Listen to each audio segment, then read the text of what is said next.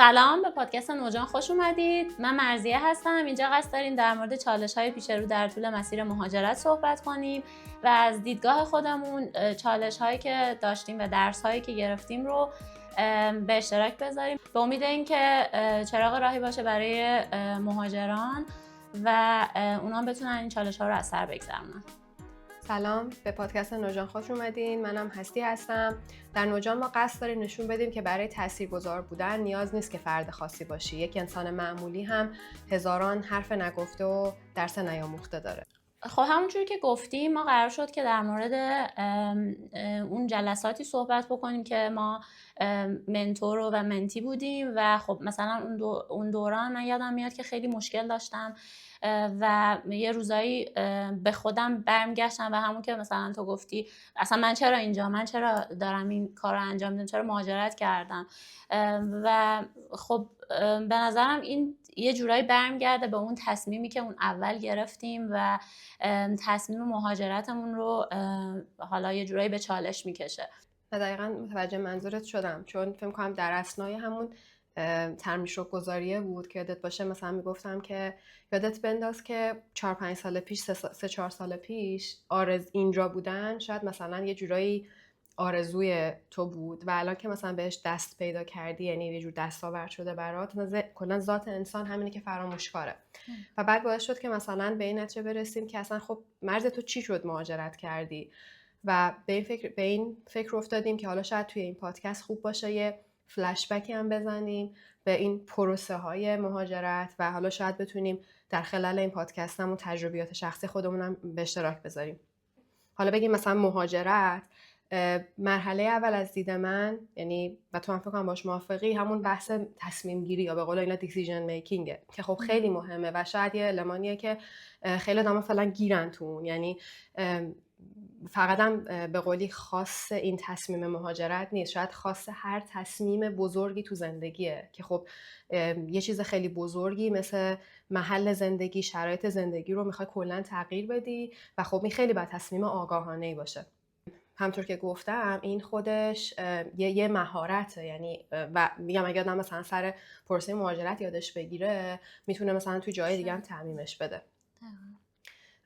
من فکر کنم توی همون بحث تصمیم گیری یه کاری که خیلی میتونه کمک بکنه بحث نوشتن مزایا و معایبه. یعنی خیلی مثلا پروسه ساده، یعنی یه کاغذ برداری وسطش یه خط بکشی یا چهار برداری وسطش یه خط بکشی و این بر مزایا این بر معایب و بنویسی و اینا نگه داری. من یادم میاد این کاغذ رو من تا شاید 4-5 سال پیش داشتم. وقتی تو مثلا میای بعد از چند ماه که عادی میشه این دستاورد مهاجرت و فرض کن مثلا یه روز زمستونی سردی که 4-5 تا ضرب العجل داری، خسته ای، اصلا فیزیکی خسته ای و بعدم به خود خدایا من الان یه جایی هستم غریب، حالا درسته که یه سری دوست و آشنا اینا دارم و اینا ولی خب غریب و عجب عذر میخوام غلطی کردم اومدم و اون وقته که اون کاغذ خیلی بهت کمک میکنه. اون وقته که میری میخونی میگی آها به خاطر این بوده، چون آدم یادش میره. درسته، دقیقا موافقم باهات.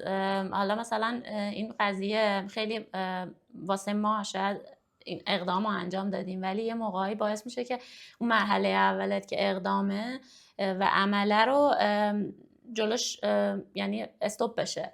یعنی خیلی آدم توی مرحله تصمیم گیری گیر میکنن. مثلا من خودم یکی از چیزایی که مثلا واسه تعریف کردم اینه که یه سری آدم هستن که مثلا تو ایران چند وقت یه بار به من پیام میدن، مثلا ازم میپرسن خب مرضیه چه جوریه اونجا، مثلا خب مزایا الان راضی، مثلا این چیزا. من قشنگ میفهمم که این طرف الان مثلا 3 ساله همجوری هر بار داره این سوالا هم من میپرسه، یعنی واقعا گیر کرده توی این مرحله تصمیم گیری و خب حالا ما سعی میکنیم که اون چیزایی که تا یه حدی تجربه خودمون بوده رو بگیم که شاید کمک بکنه به آدما برای تصمیم گیری و خب چون این تصمیم خیلی مهمیه همون که گفتی واقعا آگاهانه باشه و با حالا نمیگم اطلاعاتی که ما میدیم درسته یا اطلاعاتی که بقیه میدن غلطه، ولی از منابع موثق اون اطلاعات رو به دست بیارن، چون واقعا همون که گفتی خیلی تصمیم بزرگیه و خیلی موقع آدما فقط روی همون ظواهری که آدمایی که مهاجرت کردن یا ظواهری که از مثلا یه کشوری شنیدن میان تصمیم گیری میکنن، یا حتی این جریانی که تو ایران هست که هر کی مهاجرت میکنه مثلا موفقه و همه دارن میرن خب پس ما هم باید بریم.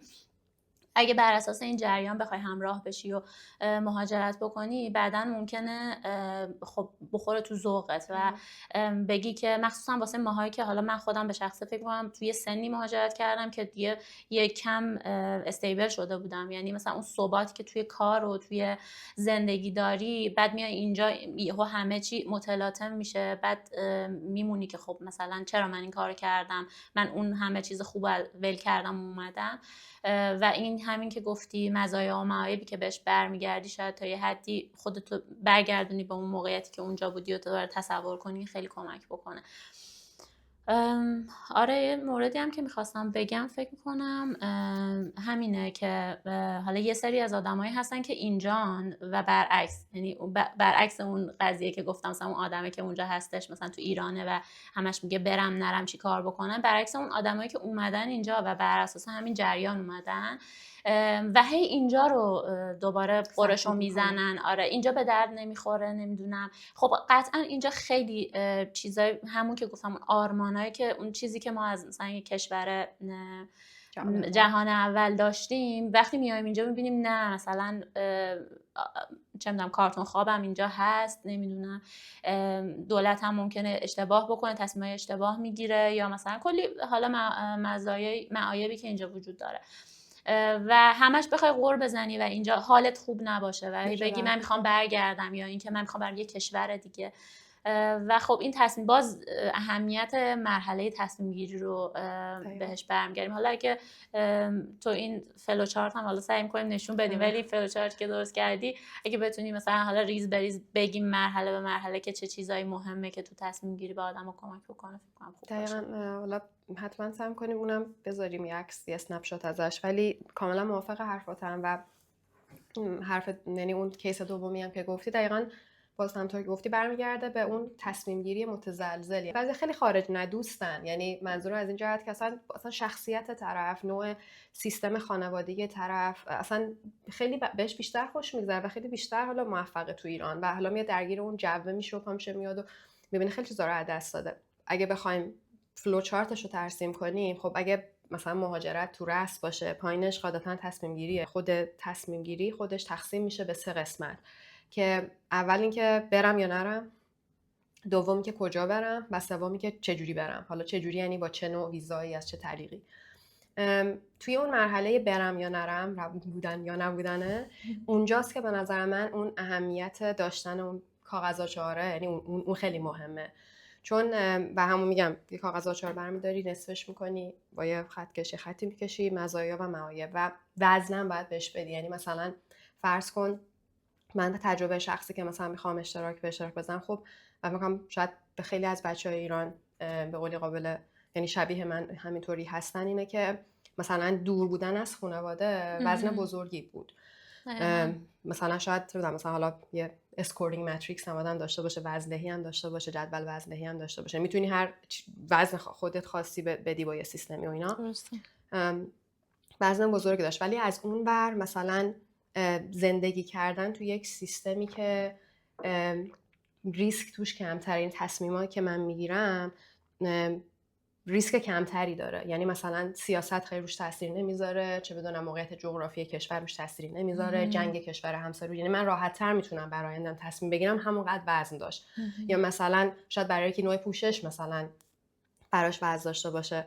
یه چیزی که جزء مثلا معایب بود برای استرالیا برای من مثلا فاصله بود، ولی از اون بر یه چیزی که برام خیلی مثلا می‌خواستم، حالا میریم تو استپ بعدی، مثلا برام خیلی وزن بیشتری داد به انتخاب کشور مثلا استرالیا، این بود که حداقل پروسه ویزا دهیش راحت‌تره.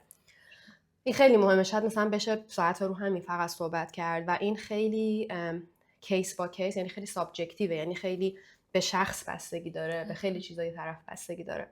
بعد از اون من احساس میکنم وقتی خب حالا تصمیم گرفتم برم و حالا قبل از اینکه اینو بگم، اینا یه جورایی به هم این استپ‌ها، این مراحل به هم ربط داره. یعنی مثلا تو وقتی میخوای تصمیم بگیری توی رفتن یا نرفتن، پروسه ویزا دادن که توی مرحله کدوم کشوره یه جورایی تاثیر میذاره روی این. مثلا اگه تو فرض کن همه کشورهایی که تو می‌خواستی واسهشون اپلای بکنی پروسه ویزاشون سخت بود، مثلا چند سال طول می‌کشه، شاید اصلا تو رو تو همون نرفتن یعنی میخوام بگم یه جورایی هم باید آگاه باشیم. اینجوری نیستش که خب خودمون رو فقط توی یه باکس قرار بدیم. اگه منظورم تونسته باشم رسید.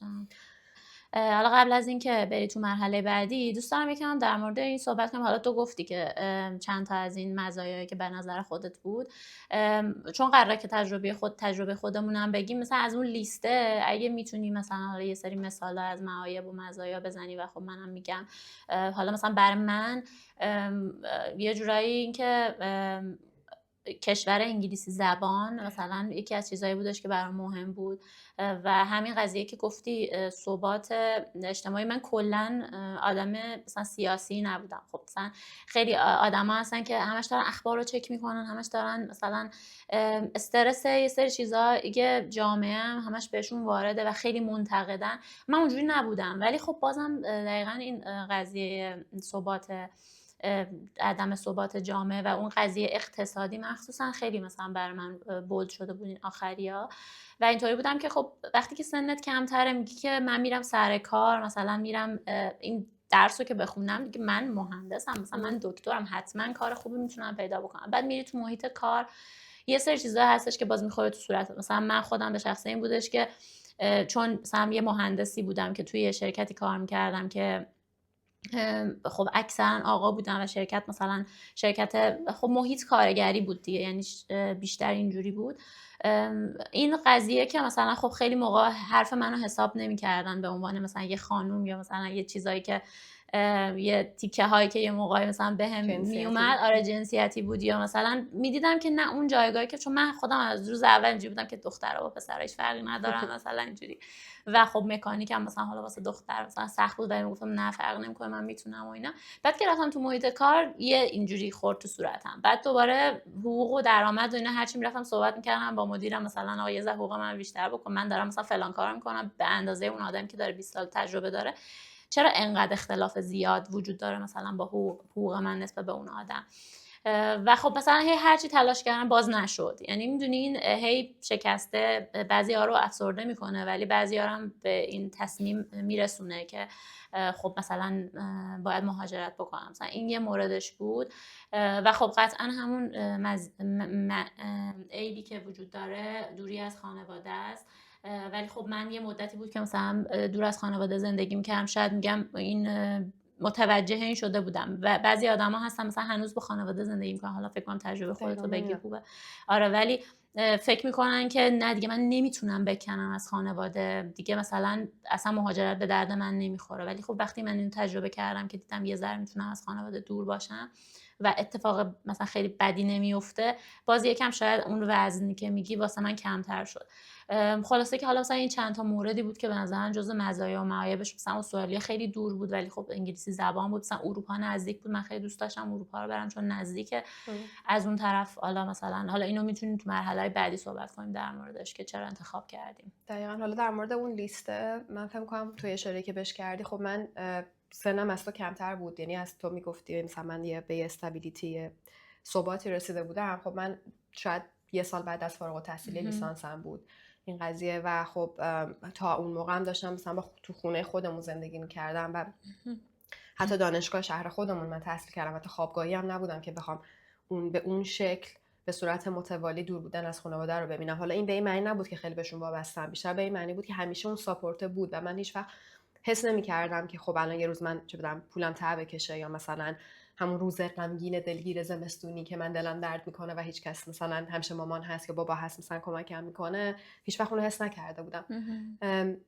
و خب این وقتی که حالا اومدم استرالیا جاهایی بود که مثلا من واقعا اونو تجربهش کردم که خب دلم تنگ میشد یا حالا اصطلاح این هومسیک میشدی، حالا ولی نه به اون حدت و شدت که حالا بخوام جمع کنم برگردم. ولی خب برا من وزن بالایی داشت از این جهت که خب من دارم هزینه زیادی رو میدم، آیا از پسش برمیام آیا از پسش بر نمیام. دوری از استرالیا، دوری رو اشاره کردی، ولی از اون ور مثلا انتخاب برا منم همون بحث زبان خیلی بولد بود و میگفتم خب من الان حالا تا یه حدی از انگلیس رو بلدم، حالا دوباره بخوام مثلا برم زبان آلمانی یاد بگیرم، نه که نشه، ولی خب من زمانم برام خیلی مهم بود. توی چیزایی که تو تصمیم گیری برام خیلی مهم بود این که هر چه زودتر این اتفاق بیفته. شاید مثلا من میخواستم برم آلمان یا حالا کشوری که زبانش انگلیسی نیست به اصطلاح، خب مثلا بعد 1 سالم یا 2 سال حتی بلکه مثلا بعد وقت میذاشتم برم امتحان مربوطش رو بدم. مرحله سوم برای این تصمیم گیریمون این بود که چجوری بریم، که توی اون چجوری رفتنه نوع ویزا هم مطرح بود. من میخوام بگم همونطور که گفتم اینا به هم مربوطن، خب یه آگاهی نسبی هم باید به صورت کلی و اجمالی ما داشته باشیم نسبت به خود پروسه تصمیم گیری. یعنی نمیتونیم خودمون رو باکس کنیم، چون اون تاثیر میذاره ناخودآگاه روی تصمیممون به رفتن نرفتن. مثلا ویزای دانشجوی استرالیا به مراتب مثلا سریعتر از ویزای دانشجوی آمریکاست، یا مثلا اقوامی داشتیم که مثلا استرالیا بودن و من میدیدم پدر مادرش میره میاد، و از اون برم افرادی بودن که آمریکا بودن و خیلی سخت پدر مادر ویزا میگرفتن. خب برای من این خب اوکی، پس اصلا من شاید با آمریکا فکر نکنم. ولی از اون بر مثلا برای که ممکنه رنک دانشگاه آمریکا مثلا قابل قیاس شاید نباشه با مثلا دانشگاه دیگه، خب اون انقدر اون براش بولده. میخوام بگم اینا همه به هم وصله.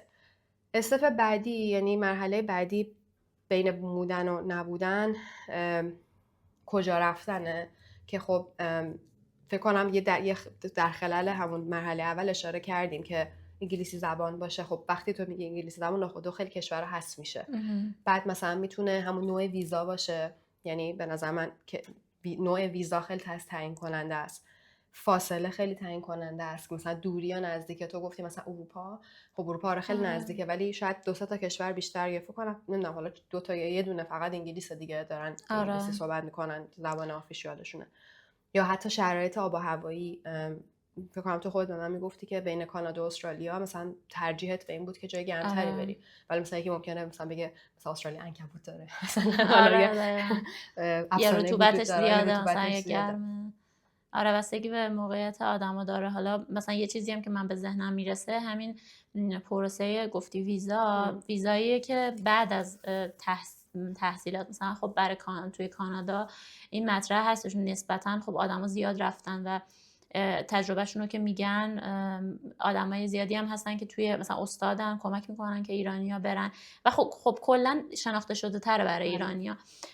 و حالا دوباره میاد قضیه این که بعد از تحصیلی، بعد از حالا ویزای تحصیلی چجوری میخوام مهاجرت کنم، یعنی اصلا تو میخوای بمونی یا میخوای فقط بری اونجا یک درسی بخونی برگردی، و اگر میخوای بمونی حالا شرایط فعلی چجوریه. این همش توی این که چجوری برم تاثیر میذاره دیگه. اون کشور مثلا بعد از این چه میدونم یه کشوری هست مثلا 10 سال 15 سال هم تو اونجا بمونی بهت اقامت دائم نمیدن، ولی خب مثلا کانادا و استرالیا به نظرم این مزیت رو داشت که یه حالا استریم دیگه ای هستش که تو میتونی سریع اقدام بکنی و چون دانشجوی مثلا امتیازات هم بیشتره و سریع میتونی اقدام کنی بعد 2-3 سال مثلا اقامت بگیری. حالا اینکه چقدر اقامت مهمه و چقدر تصمیم آدماست اینم باز خودش بستگی داره به اون مرحله که خودشون بخوان انتخاب بکنن. دقیقاً. و چقدر جالب خوب اشاره کردی که تا این همون توی پروسه تصمیم گیریه اینکه میرم یا برمیگردم، میرم موقت میمونم برمیگردم. چون خب خیلی‌ها اصلا میبینی طرف اصلا یه کرسی استادی داره و میخواد بره مثلا چه بدونم یه ویزیتی بکنه برگرده یا پستاکی بگیره و برگرده. خب اون اصلا نیاز نیست خیلی هم جدی بشینه فکر کنه، چون میخواد برگرده. ولی حالا این نظر شخصی منه، لازم نیست یعنی درست یا غلط نیست، ولی مثلا من به خودم میگفتم دیگه رفتی حالا یه جایی برو که به قول تو پروسای بعدیشم سهل الوصول تر باشه. یعنی میدونی چه میگم؟ خب این مثلا به قول تو استرالیا کانادا حداقل تا اطلاع چیزی که علمی که الان من دارم میگه هنوز هم نسبتا راحته. یعنی وقتی دانشجویی میای به هر حال یه طریقی میتونی بمونی. یعنی من کسی رو توی اون جامعه آماری که باشون در ارتباطم ندیدم که اگر نخواد نتونه بمونه. یک راهی پیدا خواهد شد، حالا یا به قول تو یک استریم ویزا دائمه از طریق امتیاز یا مثلا اسپانسر شدن یه شرکت هست. حالا من خیلی آپدیت نیستم تو این زمینه. خب آره مثلا به نظرم یه موردی که خیلی میبینم من بین آدمایی که تو ایران هستن و دارن تصمیم میگیرن برای مهاجرت اینجوریه که خب ما اصلا انقدر وضعیت خرابه، الان شما رفتید اونجا تازه دارید مثلا به ما میگید که نمیدونم این چیزها رو انتخاب بکنین، اصلا وضعیت انقدر خرابه که حالا مثلا میگم از دید بعضی آدم اینجوری که من فقط برم از ایران مثلا خارج بشم از مرز، اصلا برام مهم نیست کجا باشه، کدوم کشور باشه، چه جوری باشه شهر، بعدش حالا فوقش میرم عوض میکنم. ولی خب مثلا این میخوام تاکید بکنم اهمیت این تصمیمو، چون که وقتی که این سختی‌ها بهت غلبه میکنه بعد دیگه فکر میکنی که من قراره دوباره مثلا من الان برم یه کشور دم دستی، مثلا برم، حالا نمیگم اشتباه کردم گفتم دم دستی، ولی من حالا برم مثلا یه کشور نزدیک، یه چیزی که یعنی منظور پروسش کوتاهه، مثلا برم ترکیه اصلا یه مدت بمونم، بعد دوباره اون سختی‌ها بهت وارد میشه، بعد دیگه برای بار دوم میخوای فکر میکنی حتی به این که من دوباره این چیزو قراره این سختی رو تحمل بکنم، واقعا توهی میشی و دیگه انرژی نداری. آدم باید اینو در نظر داشته باشه که تو بله درسته اولویت ها تغییر میکنه، یعنی مثلا شاید من الان بعد از مثلا 2 سال یا تو بعد از 10 سال یا یه آدمی بعد از 20 سال کلا فکرش عوض بشه و اونو نمیشه کاریش کرد، ولی تا اون حدی که میشه حداقل اون مرحله اول تلاشمون رو درست بکنیم. من خیلی این چیز تو زندگیم خیلی همیشه بولده که من تمام تلاشمو بکنم که بعداً پشیمون نشم، یعنی همیشه از پشیمونی میترسم، به خاطر همین سعی میکنم که مثلا حالا اون مرحله اول به نظرم یه ذره آدم باید این دیدو داشته باشه که تو در نظر بگیر همه چیزو، همه موارد و تمام تلاشتو بکن، حالا اگر که نشد باز میتونی یه راه جایگزینی پیدا بکنی. اینو خیلی جالبه که اشاره بهش کردی، چون حالا یه بازه طلاییه به قول من، یا حالا سویت اسپات، نمیدونم چی میشه ترجمه تحت لفظیش، ولی دقیقاً خوبه، دقیقاً درست اشاره کردی که طرف مثلا میگه دیگه اوضاع خرابه، من دیگه مثلا هر جا دم دستمه میرم، ولی از اون برم مثلا یه سری آدما هستن که با وجود اینکه اوضاع براشون خرابه انقدر مثلا لفتش میدن که دیگه تمام اون، چون به هر حال یه زمانی وجود داره که تو میتونی مهاجرت بکنی، حتی توی نحوه امتیازدهی بردادن ویزای دائم که اصولا مثلا سن مهمه، چه بدونم خیلی چیزا لحاظ، مثلا بچه داشتن یا نداشتن مهمه، نه که امتیاز باشه ولی خب سرش از راحت تر باشه تو هنوز مثلا بچه نداشته باشی مهاجرت کنی یا بچت سنش کمتر باشه و اینا. بخاطر به نظرم بینابینش رو گرفت و اینکه آدم همیشه یه ذره ذهنش رو آروم کنه، یعنی یه ذره خب ریلکس، هیچ اتفاقی نیفتاده الان مثلا همه چی اوکیه و یه اعتمادی هم به اون پروسه بکنه. یعنی میخوام بگم از کلا هیچ کاری رو با عجله انجام دادن، من که تو زندگیم چون آدم به ذات کمی عجولی هم هستم، هر کاری رو که با عجله انجام دادم بعداً پشیمون شدم.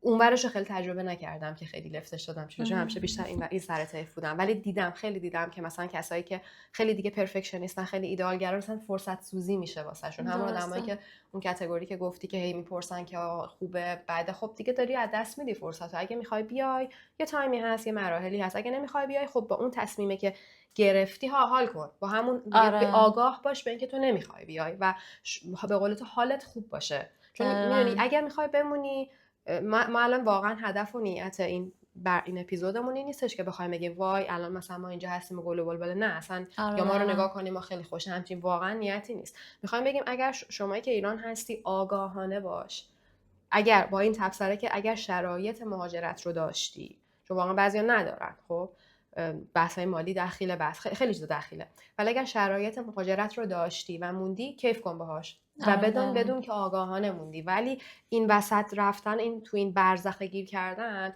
باعث پشیمونی میشه.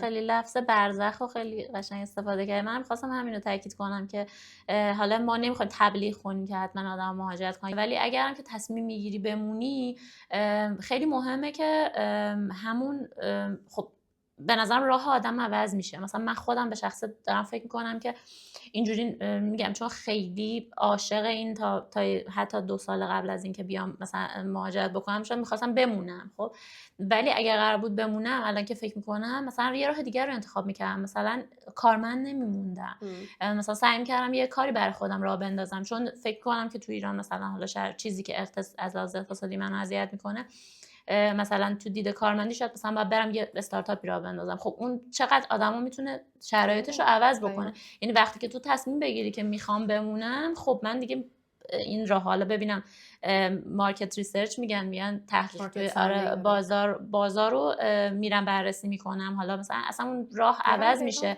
تا اینکه بخوام مثلا حالا مهاجرت بکنم. اگه قرار باشه مهاجرت بکنم، خب مثلا خیلی هستن تو این برزخه هستن همینجوری تو اون کارمندیشون موندن، حالا مثلا من یه ذره زبانی بخونم، یه ذره یواش یواشی مثلا یه ساعت 2 ساعت این تو روز مثلا وقت بذاری. ولی واقعا یه دوستی داشتم اون موقعی که من داشتم اپلای میکردم، به من میگفتش که اپلای یه کار فول تایمه و واقعا راست میگفت.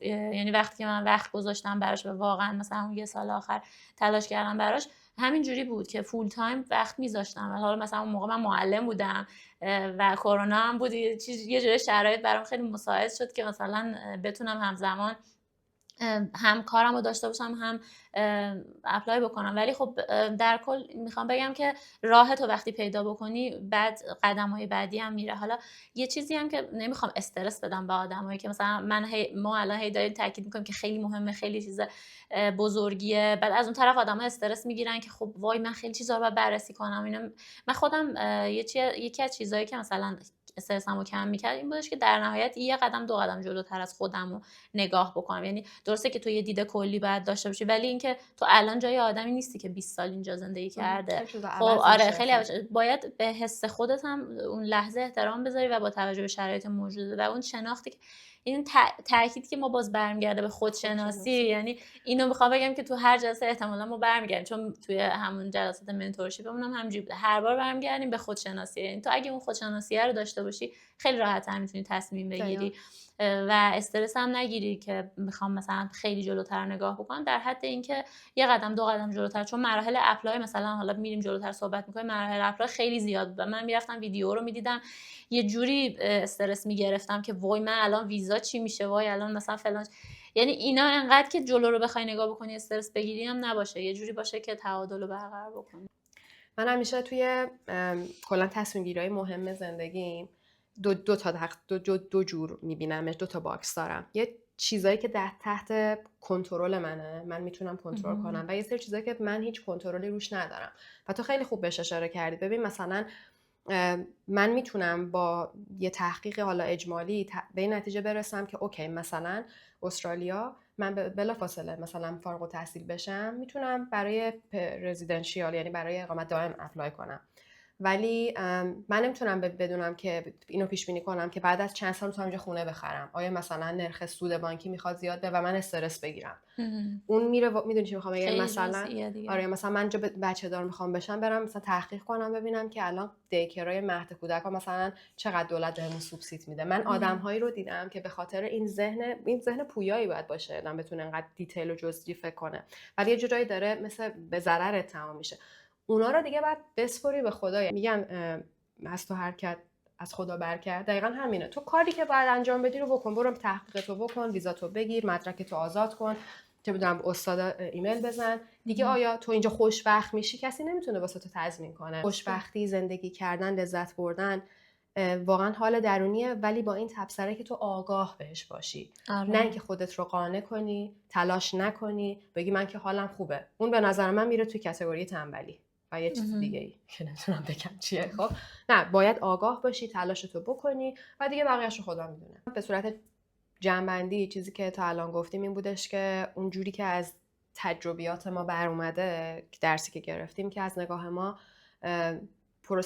پروسه مهاجرت رو میشه استپ بندی کرد، یعنی قدم به قدمش کرد. یکی که اولین قدم و مهمترین قدم بحث تصمیم گیریه که خود تصمیم گیری رو میتونیم به 3 قسمت تقسیمش کنیم. این که برم یا نرم، کجا برم و چجوری برم. چیزایی که تاثیر میذاره روی اون قسمت اول، برم یا نرم، بحث نوشتن مزایا و معایبشه که و وزندهی اوناست که خیلی مهمه. اینکه کجا میخوام برم، مثلا چیزایی که ما برامون مهم بوده، اینکه زبان اون کشور چیه، نوع ویزایی که پروسه ویزا چقدر طول میکشه، فاصله اون کشور مثلا چقدر با ایران، هوا، آب و هوا چجوریه، اینا حالا میشه بیشتر بستش هم داد، ولی برای ما اینا خیلی بولد بوده. آره یه موردی هم بخش این وسط من یادم رفته بود بگم، به نظرم اینکه با خود آدمایی که اونجا هستن، مثلا تو اون کشور هستن، اگه بتونی پیدا بکنی و باشون صحبت بکنی خیلی بهتر از اینه که حالا ویدیوها یا اطلاعات مثلا پرت و پلا رو بخوای به دست بیاری. منبع موثق. آره منبع موثق. حالا این جالبه که گفتی، مثلا من کسایی رو دارم که چون متعصبانه یا بایاست میرن، یعنی اصلا از اول طرف تصمیمش رو گرفته و مثلا میره با آدمایی صحبت میکنه که مثلا ناخودآگاه اصلا جذب میکنه، یا مثلا واقعا میره متعصبانه سمت کسایی که محمد آمریکایی مثلا خارج ندوست بودن یا اصلا چه بدونم رفتن و تجربه خوبی نداشتن، خودش رو قانع میکنه. توی مرحله سوم دیسیژن میکینگ یا تصمیم گیری، این که چجوری برم، که خب اونم آقا مثلا من با توجه به این شرط، چون یه خودآگاهی باید داشته باشی، آیا من برم دوباره دکترا بخونم، از وقتم مناسب استفاده کردم، یا نه یه کمی امتیاز جمع کنم با PR برم، یا نه مثلا حتی اینوستمنت برم، یعنی با سرمایه گذاری. حالا من این چیزی که دوست داشتم بگم و دیگه من بحثمو تمام میکنم اینه که کلا این بحث تصمیم گیری از نگاه من مختص مهاجرت نیست. یک تکنیک، یک لمیه که خیلی جاها به کار میاد، اصلا کل زندگی همینه. تجربه من مثلا توی کار پیدا کردن همین بوده. مثلا فرض کن تو میخوای کار پیدا کنی، وقتی بحث پراز اند کانز یا همین مزایا و معایب رو لحاظ میکنی، آگاهی که اوکی مثلا من میدونم که توی تحقیقم به این نتیجه رسیدم که این فرهنگ این شرکت یا کالچر به اصطلاح اینا سمیه، تاکسیکه، ولی حقوق خوب میده و من الان به زندگیم مثلا حقوق برام خیلی مهمه. بعد 5 ماه که رفتی اون تاکسیکیتی اون سم حس کردی و دهنت داشت صاف میشد، برمیگردی خودم خواستم، یعنی و با خودت هم منصفی می‌کنی. به خاطر این خیلی مهمه. من خودم خیلی سعی میکنم واقعا این کاغذ رو همیشه داشته باشم، حالا چه به صورت الکترونیکی چه به صورت نوشتاری، خیلی بهت کمک میکنه. و هیچ چیزم پرفکت نیست، هیچ تصمیمی ایدئال نیست، هیچ کشوری اتوپیایی که نیست. یعنی باز حالا برمیگردیم که واقعا جایی که حالت خوبه جایی که باید باشی. و مرحله بعدی، حالا اگه قرار باشه که ما تقسیم بکنیم همون که گفتیم مهاجرت رو، مرحله اولش که همون تصمیم گیری بود، مرحله های بعدیش میشه حالا عمل و اون تطبیق دادن یا ادپتینگ خودمون با محیط. به نظرم حالا اینا رو تو جلسات آینده صحبت میکنم. فکر کنم جلسه آینده در مورد این صحبت بکنیم که چجوری اون مراحلی که کارهایی که انجام دادیم خودمون، حالا اقداماتی که کردیم برای اینکه مهاجرت بکنیم، تجربه خودمون رو بگیم. و مرحله بعدیش هم که میشه تطبیق دادن خودمون با محیط. اون مرحله رو فکر می‌کنم مثلا یه دلیل که ما این پادکست رو شروع کردیم همین مرحله بود. یعنی بیشتر فکر کنم تو جلسات آینده بیشتر در مورد اینکه خودمون رو چجوری تطبیق بدیم با محیط صحبت می‌کنیم. مرسی که به ما گوش دادید. ممنونم از همه حالا کامنت ها و نظراتی که میذارید و کمک میکنید به ما که بهتر بکنیم شرایط رو. اگه دوست داشتید لایک، سابسکرایب، نمیدونم دنبال کردن، حالا هر جوری که دنبالمون میکنید به همون انرژی میده. مرسی. خیلی ممنون که به ما گوش کردید و ما رو دیدید. نظری، سخنی، حرفی باشه که بتونه به ما کمک کنه و به خودتون کمک کنه، دریغ نکنید. خداحافظ.